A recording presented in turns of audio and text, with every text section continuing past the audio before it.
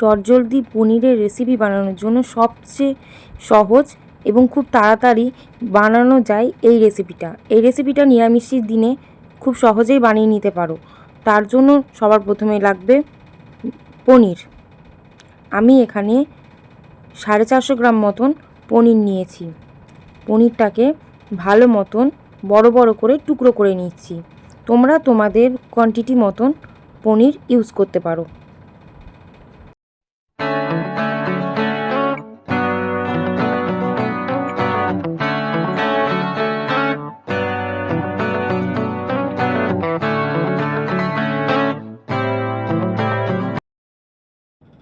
পনিরগুলো টুকরো করে কাটা হয়ে গেলে সেগুলো রেখে দিয়ে একটা মিক্সিং জারে মধ্যে কিছুটা পোস্ত অ্যাড করতে হবে।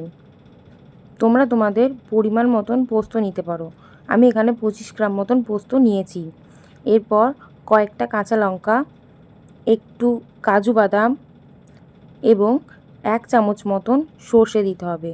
আমি এখানে 2 রকমের সর্ষে ব্যবহার করেছি, তোমরা চাইলে 1 রকম সর্ষে ব্যবহার করতে পারো।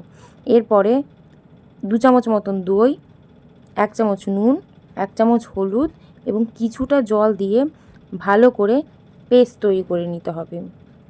এরপর যে কৌটোটিতে তোমরা পনিরগুলো স্টিম করবে সেই কৌটোটার মধ্যে পনিরগুলোকে ভালো করে সাজিয়ে নিতে হবে। পনিরগুলো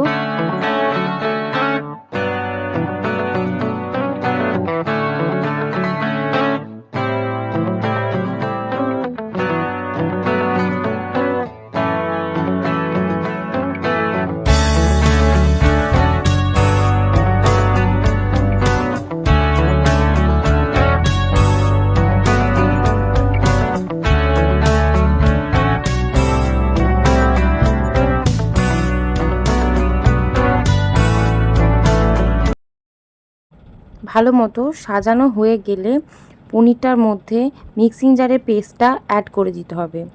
এরপর পনিরটাকে ভালো করে ওই বাটনাটাকে দিয়ে ভালো করে মিশিয়ে নিতে হবে।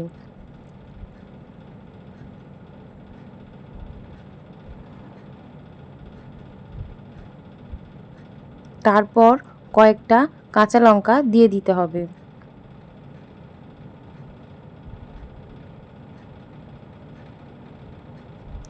এবার এটাতে কিছুটা সর্ষের তেল অ্যাড করতে হবে।